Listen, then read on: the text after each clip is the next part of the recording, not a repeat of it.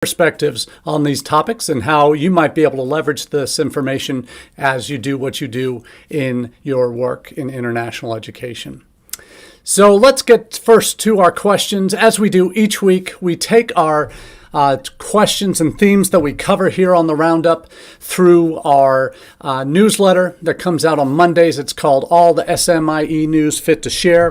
And I'm dropping the link to this most recent edition of the newsletter in the chat, as well as our smieconsulting.org/subscribe site, where you can subscribe to the newsletter if you're not already. This newsletter reaches your news inbox on Monday mornings at about 9 a.m. Eastern and includes both social media stories and international education stories across a wide range of issues, both domestically here in the U.S. and globally, and oftentimes where those two areas, international ed and social media, interact. So we cover that in the newsletter and then go more in depth into the themes we see developing through these news stories on our Roundup here on Wednesday. So let's get first right away to our questions, and that is, first up, what do current surveys say about international students? And we start here when we talk about student surveys. There's always a plethora of them around, and this time of year certainly seems to bring about quite a few more than normal. And we see here in this first survey, it's actually referenced in a Study International piece, which is primarily, for those who aren't familiar, Study International is our student-focusing pieces that cover topics related to study in various destination countries. Sometimes they have pieces by individual institutions, but for purposes of our exercise here on the Roundup, we take some of their news stories that are student-focused to see what those messages are that are being shared internationally. And there's a survey that they cover here, a couple different ones actually. First up is a survey by a group called Interstride that found that 42% of survey respondents chose to study in the U.S. due to rankings and reputation of American universities. So that was the number one choice. Second criteria that motivated students to study in the U.S., according to this Interstride survey, was working in the country after graduation at only 23%. Now, part of what we see here with this survey is how potentially different motivations for international students are that want to study in the United States are from maybe other destination markets where perhaps immigration benefits are much more a part of the conversation, but they're also, because they're much more a part of the messaging from those different countries. And this article points out how much Canada has jumped ahead of the United States in recent years in terms of marketing itself as a welcoming, open destination for international students and immigrants, and makes very clear the pathways for international students to become to work after graduation, but also to potentially become permanent residents and citizens. So this article, I certainly think, kind of gives a good starting point for our conversations when we talk about surveys. What I also want to point out is in the second article, which is an Inside Higher Ed article, we see some references to, that's a primarily domestic survey that's put out by Student Voice. And this is sponsored by Kaplan, sought perspectives from both students whose college search and enrollment were impacted by the pandemic and those who are already in college by spring 2020. So it's looking at both groups, both prospective and enrolled students. And these are in the United States, so it's primarily domestic students, but the interesting facts of this survey, or the results of this survey, show that that students had a variety of reasons for choosing their college, primarily being major or program of interest, good overall academic reputation, proximity to home, quality of academics, price of tuition, financial aid packages, so on. Those are typical domestic responses when it comes to why students choose to study in particular countries.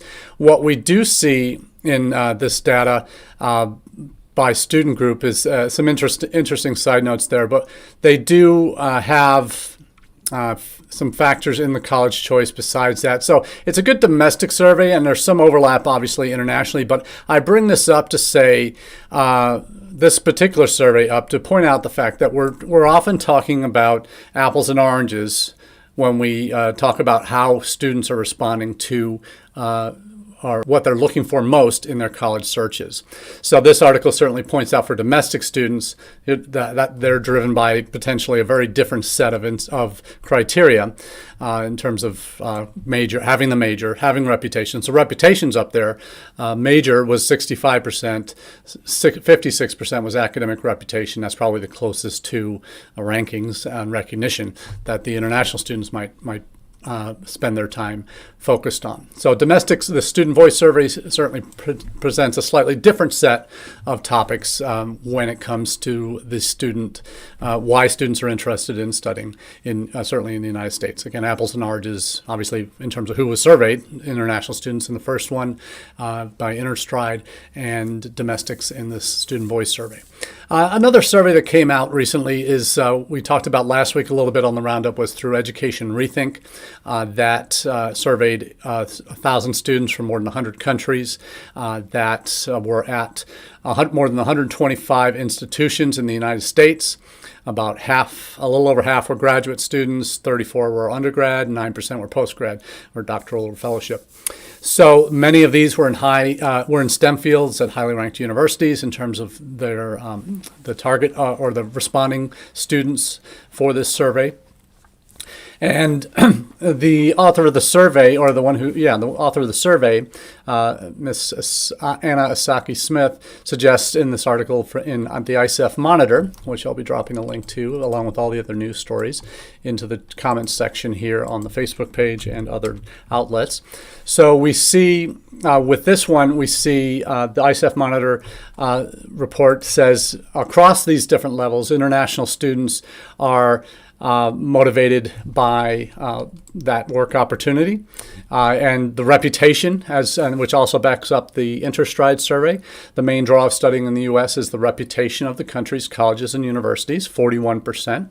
That's not 41%, is a different one, but indicates that students are overall satisfied with their experience and would recommend it to other students. So that's positive news for the U.S. That's an overall satisfaction and would recommend. So we always want to see those numbers. And that more than 4 out of 10, so 41%, are looking to stay in the U.S. after graduation and work for a few years. Another 3 in 10 want to work in the U.S. for a longer period of time, potentially become permanent residents and eventually citizens. And I certainly feel that this is something, because we're talking about students who are already in the United States, not prospective students, as opposed to the Interstride survey, which had a mix of both prospective and current. We see in this survey that looks at enrolled students, motivations may have changed after they've gotten to the United States. And that's an important piece to consider in the mix. And because a lot of times you want to have, I always talk about the international student journey to all my university clients about how important that is to have touch points throughout that journey, not just at the prospective student stage and to be able to communicate with current students, but also have current student opinions, recent alumni opinions, long-standing alumni opinions on why they chose your institution.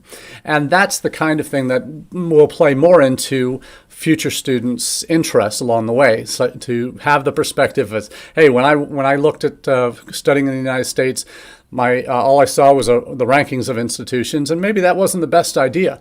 But what I've found since I've been here is how well my institution that I've chose has prepared me for life after graduation in terms of that employment piece, which is increasingly a point of not emphasis that many universities do not have a laser-focused interest in at this point for international students. Certainly, career services offices around the country, they have a mission on university campuses to make sure their current students are getting their resumes together and CVs together, preparing for interviews that are knowing how to work a job fair, knowing how to have an interview when you in person versus virtual, and all of the interesting elements that go into finding a job these days. But what they often don't do is have content that's specific for international students, because as we all know, international students in the United States, they're under a very different set of rules when it comes to employment as opposed to U.S. students. So when we see this and see the motivations continue to be work focused, when we're not connecting those outcomes in our recruitment messaging, we're missing a very significant opportunity to connect with students and what their ultimate concerns and goals are in terms of their reasons for coming to the United States. Hey, yeah, I want to get a good degree, but hey, I might want to work for 1 to 3 to more years in the United States, get that experience before I go home. Maybe I won't go home at all. But part of that is the nature of the immigration system and the regulations we have in the U.S. that limit it because the immigration visa they come to the U.S. on, F1s typically, is not a dual intent visa. They can't just say all of a sudden, hey, I want to stay. And when they're applying for a visa, they can't say, I maybe work and maybe stay in the United States after I'm done. So that can lead, in the past, has potentially led students to make very critical mistakes in the visa interview and be denied visas for the opportunity to come even start their studies. So I think this Isaf Monitor report does put things in perspective for the United States in terms of what our issues are. When you have more than 40% of students citing that reputation is the reason why they choose to study in the U.S., and prospective students saying 23% said before they came that was their primary motivation, but now it's more than 40% do. That you see is where there's some disconnects happening. That things do change after they arrive and say, wow, I could maybe make a future here. And that's something that we really want to pay attention to in how we market our institutions, frankly, because a lot of times we spend so much focus on why our institutions are so good, because we're ranked, because we have a great campus, because we have great facilities and small classrooms and great attention from faculty. All that's great and substantive and will tick certain boxes for certain students, but you want to dig deeper when you make these, when you're making your pitch to students to say, hey, we are so much more than just our rankings. We are all about preparing you for the next step after you're done with us. And we want to help you get there. And we're going to equip you with the tools to get you there. And those messages are so infrequently part of documenting them, and not just having you say it, but also having statistics to back it up from career services and alumni status and alumni offices and such, but also having that fresh student content or recent graduate content that you can turn to and say, hey, my institution prepared me fantastically well in terms of the academic side of things, but they also prepared me well for the nuts and bolts of how to get that job, and prepared me well for getting me to where I am today. So we see that as a really significant, should see that as a really significant piece of the puzzle for helping you get your institution where it needs to be. So let's move on to the next article in this last one on the student survey piece, and that's from our old friends at IDP.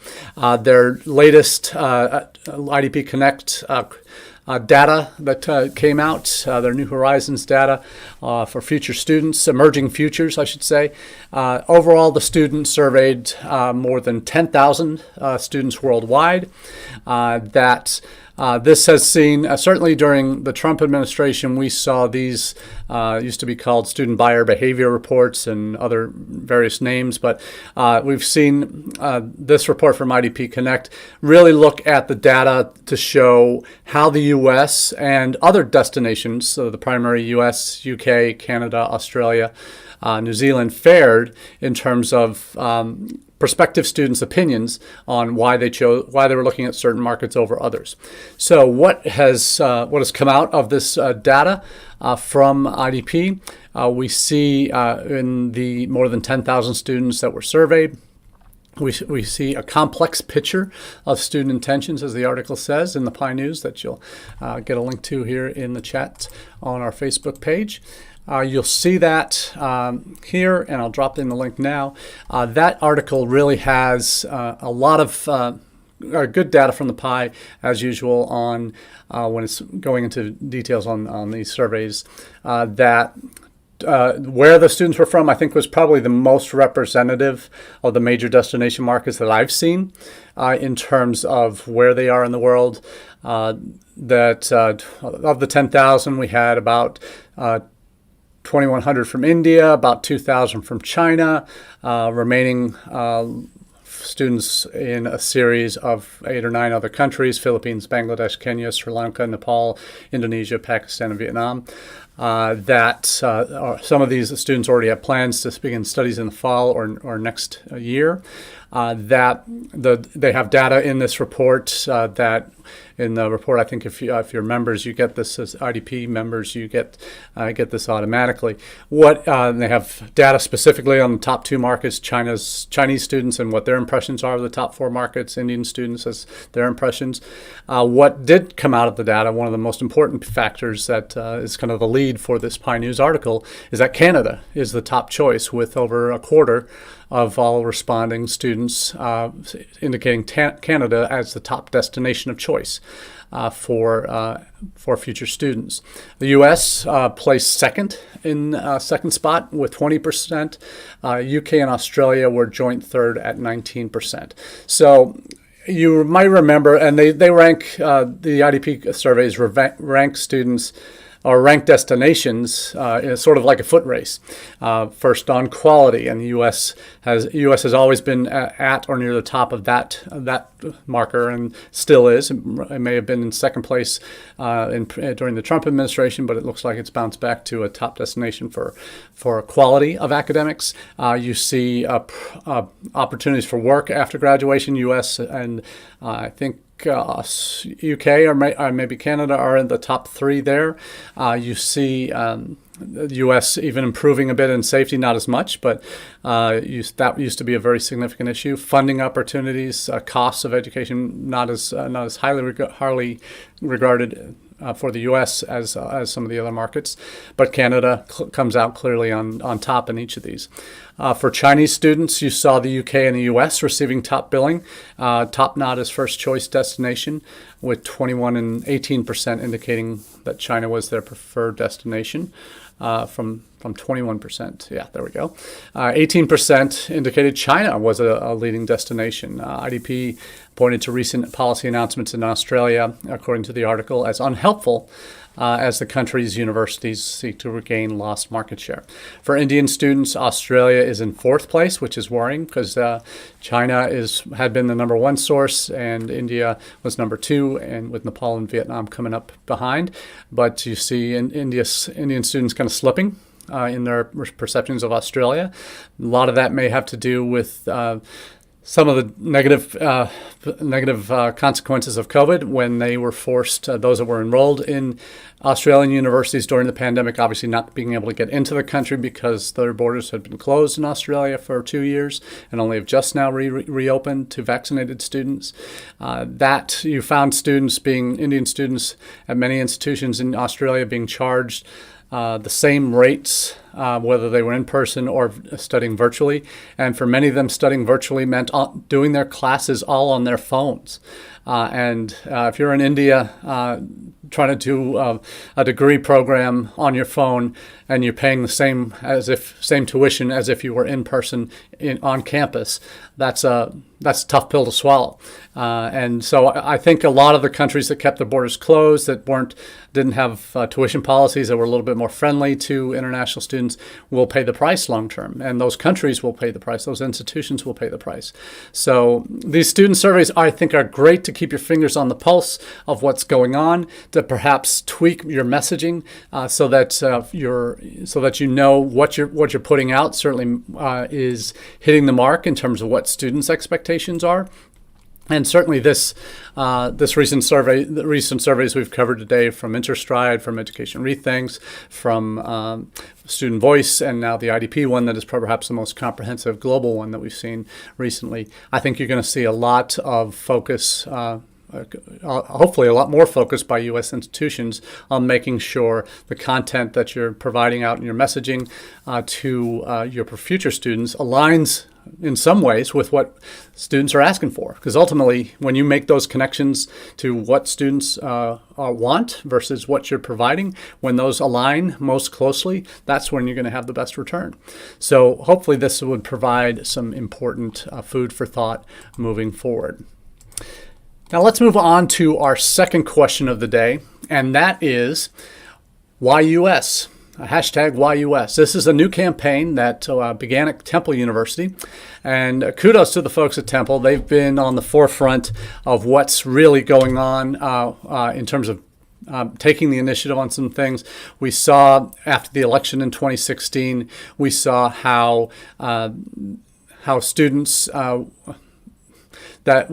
students were a little bit hesitant after the election with a new president coming in that had very much an anti-immigrant tone and had policies that certainly the realities of which played against what a lot of international education is all about. Those policies really impacted the United States, and as a result, there had been, right after the election, in fact, Temple University and Study Group teamed up on a campaign that became global. You Are Welcome Here, and that was handed off to NAFSA after some staffing changes at Temple when it clearly needed to be on a national level. So that was something that came out of Temple, and now this YUS campaign. This is something that is, for my money, is a good step, and probably a long overdue step for the United States. We've heard talk of Education USA doing this new global campaign. Not seen a lot of that recently, certainly in higher ed news from them, but certainly we've seen the Department of Commerce through their Education USA a study destination that they formed about 3 years ago now at NAFSA in DC. That organization was formed as a way to kind of represent all the state organizations, state consortium, individual organizations that existed to kind of promote the U.S. as a destination. So that's kind of this YUS campaign is on top of that. It's endorsed by Commerce and the Education or USA, a study destination group.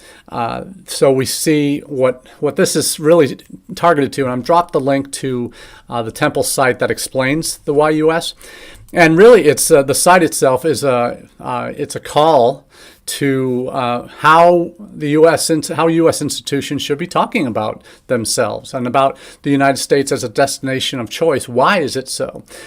Because of quality, which we've talked about already, because of flexibility and choice, professional opportunities, global diversity, diverse locations, intellectual foundation, exceptional support, leadership development, and outcomes, obviously. So it's really a toolkit, I think, for U.S. institutions more than anything else right now in terms of what this site is designed to do, is to help U.S. institutions start thinking about not just promoting yourself as an institution, but the United States as a whole, because this plays right along with what I've been talking about for the last 2 years in terms of our 6 Ps of strategic international enrollment management. That first and most important P is perspective. And we talk about this perspective because we have to realize over the last 20 years, the United States, the share of our global of the globally student mobile pie has decreased from 28% to 20% since the year 2000, and our overall numbers have increased up until the last year with the impact of the pandemic, but our competition has expanded exponentially.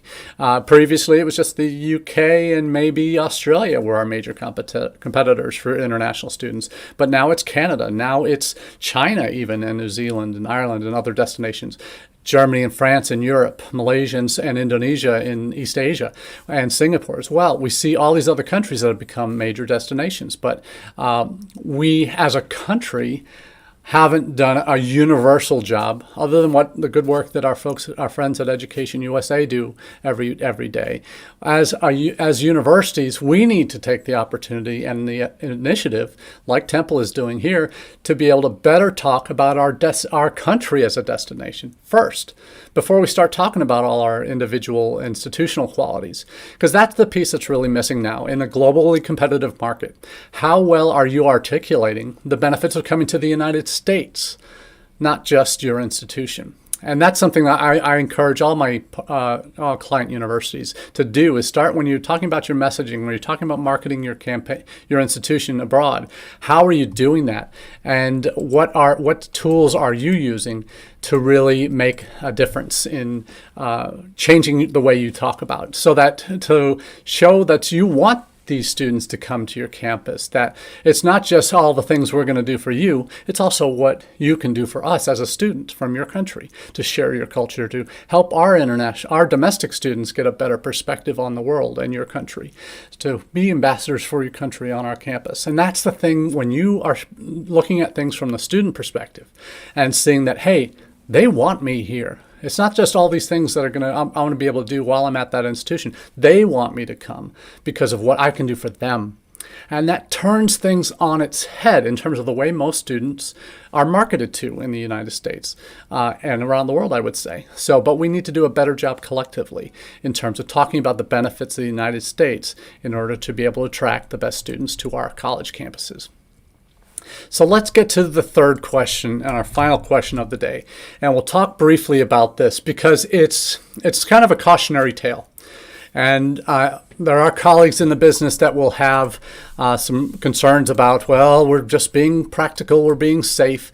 But we're talking here about the impact of closed borders and what that has on future students' interest.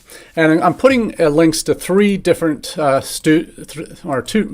two different countries' main policies at present that are in the process of changing, and that's in Australia and China.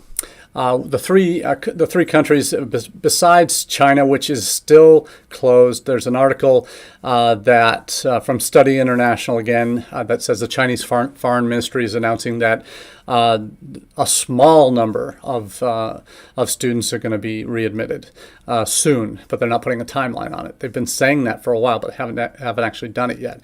Other than to some of the more prestigious schools like NYU Shanghai and Duke Kunshan, who have been able to get international students back into China to finish their degree programs. You see in China. This one article from Quartz says that China has forgotten about its foreign graduate students, and there are going to be long-term consequences. In my opinion, what China's done with their zero tolerance policy for COVID-19 has backfired, and it's going to have long-term negative consequences on their ability to enroll international students. It might make the students that are in country feel like, okay, we're safe here, but when we know what the impact has been over 2 years of lockdowns and mask mandates and all the other restrictions we think we have in the United States, and how fed up we are with that. In China, it's 10 times as significant in terms of restrictions.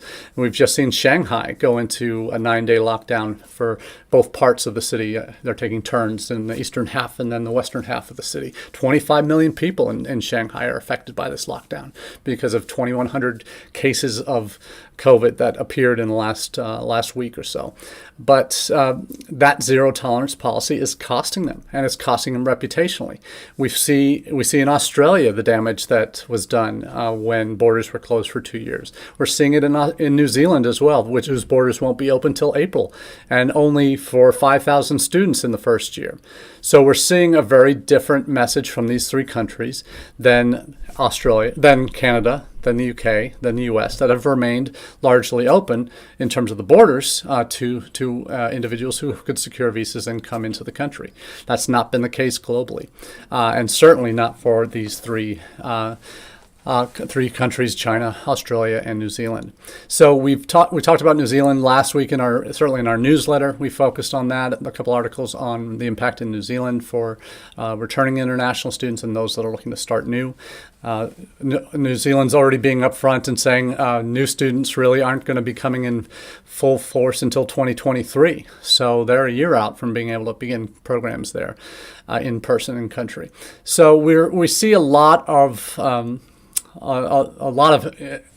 reputational damage being done to these countries that have decided to keep their borders closed longer. And I think we'll see long term how that will impact them.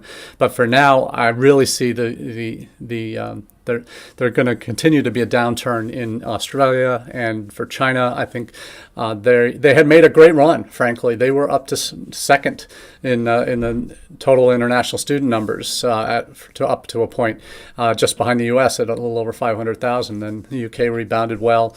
China has dropped since the pandemic started, and the numbers, I think, will be borne out in the coming year that those numbers will continue to decline. It's up to the Chinese government to do some damage control, PR spin, and whatever else it needs to do once borders do reopen to regain their share of the market. But it's going to be a longer road back, and they will have lost a lot of ground. So we'll see what happens with that. So that's all we have for you today on the Midweek Roundup. We really appreciate you joining us live for the Roundup on Twitter, Facebook, LinkedIn, and YouTube. It's the first time we're broadcasting live across all 4 of those channels. We're so glad that you can be a part of the message today. For those of you who are listening on our podcast after the fact, we appreciate you always being a part of our regular listening audience. So thanks very much. And until next week, where we'll be reporting live from the ACRO conference in Portland, Oregon, we'll be sharing a live feed from that event to let you know how things are developing with a return to in-person conferences. So until next time, we wish you the very best.